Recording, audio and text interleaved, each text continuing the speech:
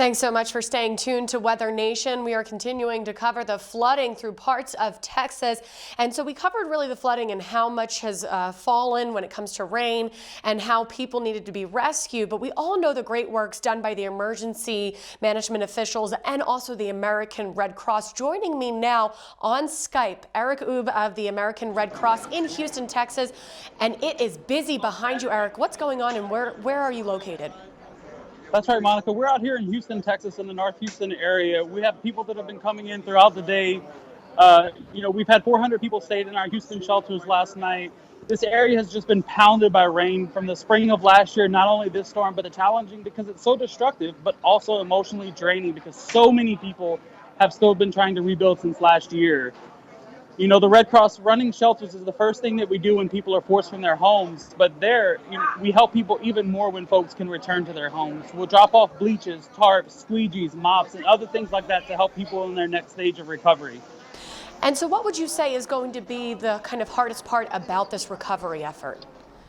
You know, Monica, I think the hardest part is just the rehashing last year's events. And, we've been in disaster mode this whole year. And people just getting through last year and then rehashing it again now, it's emotionally draining on these people. The Red Cross and other organizations are here. Kind of stretched thin. How would you say the morale is of the Red Cross and of the people needing help? The morale, the volunteers, every time that there's a need, volunteers have just been pouring in throughout the day. You see volunteers behind me. They've just been really coming in, helping out, saying, what can we do? What more can we do? Everybody is just so willing to give a helping hand. And Eric, what can we do back at home and away from Houston? Anybody out there in the community, they can always donate to the Red Cross. They can visit redcross.org, or you can text the word Red Cross to 90999, and that makes a $10 donation to the Red Cross to make services like this possible. That's great. And so, again, unfortunately with flooding, it's not just a few single days. It kind of stretches and stretches.